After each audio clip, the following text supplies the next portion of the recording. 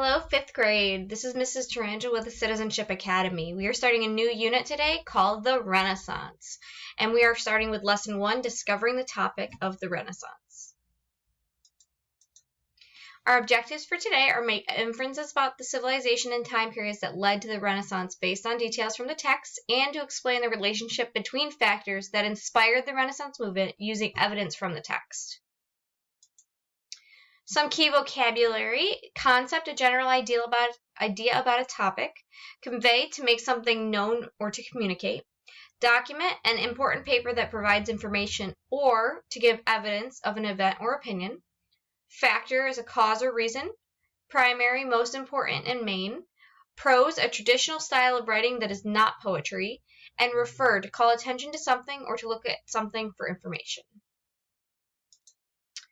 Our purpose for reading today is to read to learn about those factors that inspired the Renaissance movement, and the big question is, what factors did inspire it? And our word work for today is going to be inspire. Our family trip to Japan last summer inspired me to start cooking Japanese food more often. Inspire means to influence or provide an idea about what to do or create, and it is a verb. So, what is this unit going to be about? So we're going to be learning about the Renaissance movement. It's something that happened many years ago. So we're going to learn about what inspired it or influenced it, and why it even started. We're going to learn about the events that led up to it and kind of make inferences of why it actually happened. So we're going to learn about We're going to study the time of in Europe after the Middle Ages. It's called the Renaissance, and this Renaissance was a cultural movement in Italy and other parts of Europe from roughly the mid-1300s to the early 1600s. Much of the Renaissance units, we're going to focus on the movement in Italy. Even though it did take place in other places in Europe, we're going to focus on its movement in Italy. So Italy was actually made up of city-states and was not one country as it is today.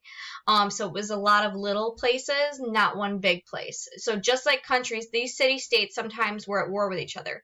So we know now that Italy is one big country, but when it was broken up into pieces, a lot of those pieces were actually fighting. So this unit is going to cover how the Renaissance movement was affected by other Western European countries during this time. So we're going to read our chapter in our reader. This is Chapter 1, An Italian Rebirth. Art, literature, and architecture are forms of expression. These forms of expression often communicate what is happening during certain periods in time. Have you ever heard the word Renaissance? The word Renaissance means rebirth and comes from both the French and Latin languages. This word Renaissance describes a cultural movement that began in what is now Italy and then spread throughout most of Europe.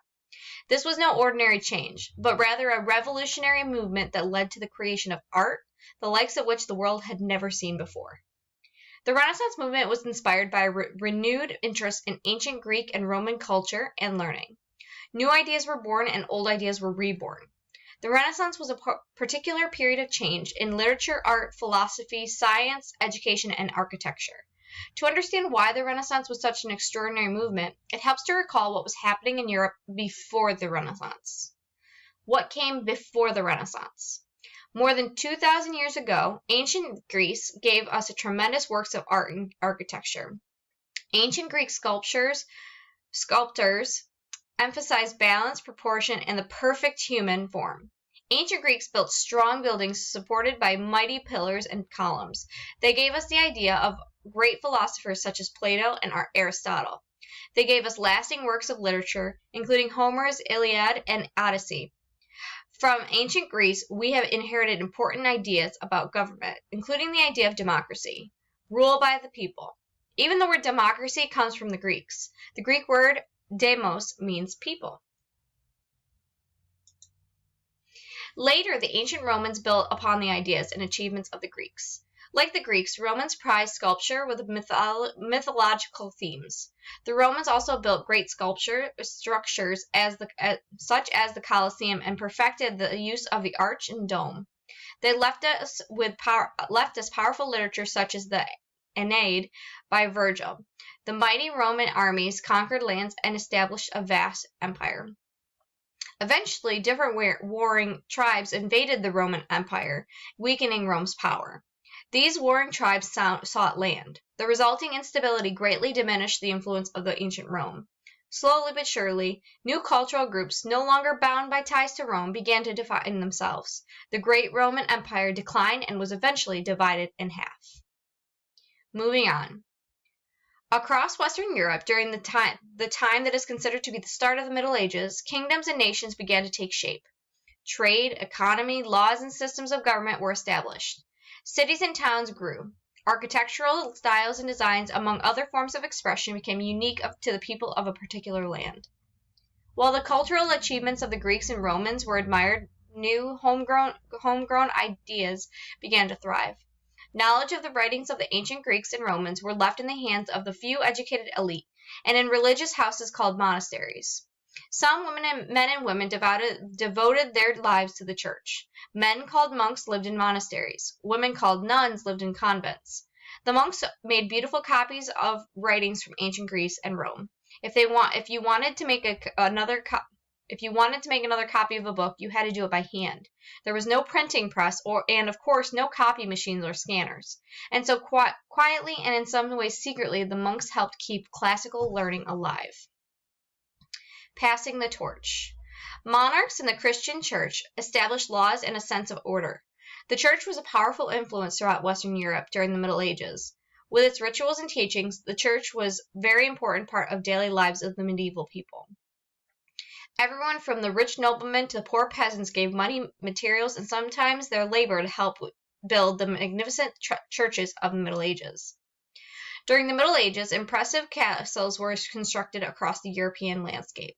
Kings battled each other for land and nations were born. People thought a lot about the path to heaven. Art was created to honor God or to communicate stories from the Bible, which was important because few people were able to read during this time. To express religious devotion, medieval artists created stylized religious figures and moved away from the natural human form common in ancient Greek and Roman art. But as you know, history does not stand still. Things change and new ideas emerge, and so along came the Renaissance movement. But how and why the Renaissance movement emerged is the question. Petrarch and humanism. During the 1300s, there was a great Italian poet named Petrarch. He admired the classical values and teachings of ancient Greece and Rome. He filled his library with as many ancient books as he could find. He invited others to read and study these books as well. Over the years, more and more people had the opportunity to learn about literature, art, and government of ancient Greece and Rome. These people who admired ancient Greece and Rome were called humanists. Their intellectual and cultural interest in the art, literature, and government of ancient Greece and Rome was known as humanism. Under the influence of the humanists, many artists, philosophers, and scientists studied the works produced by the ancient Romans and Greeks. A study of the past prompted many to examine the present, and an increased interest in certain subjects led to greater understanding of the world at large. For example, some scientists such as Copernicus and Galileo looked to the heavens and the stars. They made astonishing discoveries. Others looked to nature and the physical earth. And so the Renaissance movement was born. In particular, breathtakingly beautiful art was produced. Renaissance artists developed techniques that allowed them to paint the human form in a much more realistic way. Humanists promoted the power and unique talent of the individual, both in terms of intellect and ability, but also in terms of the human form itself. An Italian architect, Leon Battista Alberti, summed up what might be called as a Renaissance motto: "Men can do anything with themselves if they will." William Shakespeare, the English playwright, wrote, "What a piece of work is a man." The great minds of the Renaissance expanded the themes of their work beyond the biblical to include those of history, science, and literature. As a result, the people of the Renaissance made their mark upon the earth. The middle class. Typically, most people lived and died in the towns and rural areas they were born. As had been the case for centuries, people belonged to groups or classes, and social mobility was limited. However, during the late Middle Ages into the Renaissance period, as the Italians became wealthier and cities grew, there were more and more merchants and craftsmen. There were so many, in fact, that there was an expansion of the middle class, the class between those who worked the land and the nobility. As a result, the wealthy middle class grew in power and status. Bankers and merchants proved that you didn't have to be born to a nobleman to be rich and powerful. You could work hard and make money and rise in society. And with money comes political influence. The rise of the middle class was not restricted to Italy. The financial and political rise of the social group was evident throughout Europe. Without a doubt, the middle class assumed even greater influence during the Renaissance. Patrons, dollars for scholars. So what do merchants and money have to do with the Renaissance? These wealthy merchants could read and write, although most people could not. As a result, some merchants or businessmen became interested in literature and art. Of course, most of them were so busy running their business they didn't have time to write books or paint, but they had enough money to help others write, study, and create works of art. Some of the merchants became patrons of writers and artists. For example, a rich banker might ask an artist to paint portraits of his wife and children. The banker would pay for the portraits. In addition, he might provide the artist with food, clothing, and a house while he worked. With the support of such rich patrons, many artists were able to explore their ideas and develop their skills. They no longer had to worry about how they were going to eat or where they were going to sleep.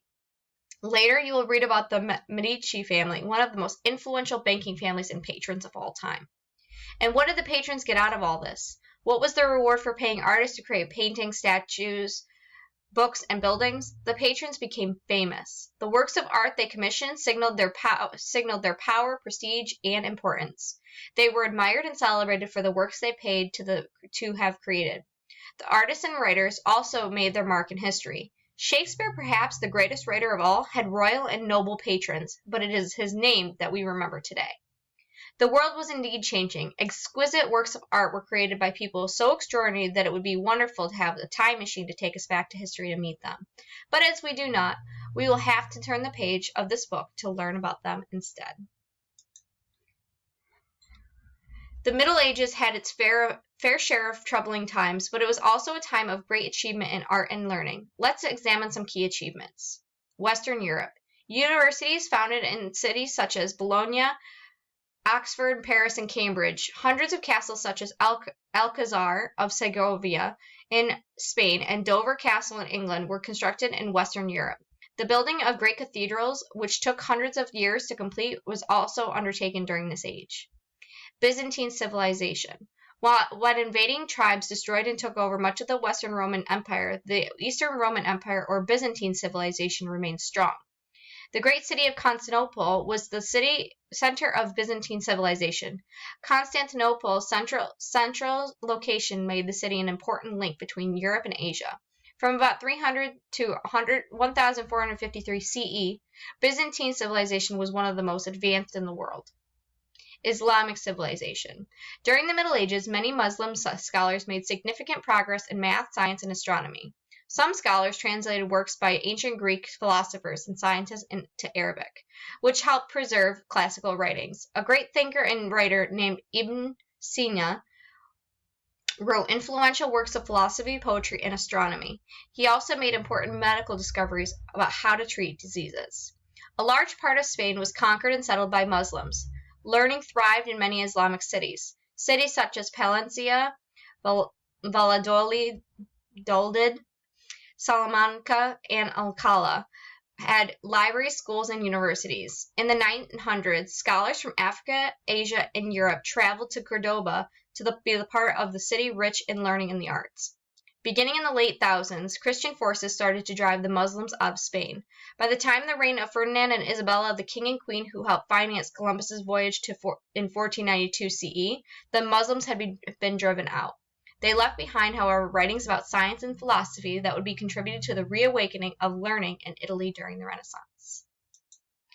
And we will see you in part 2 of this lesson.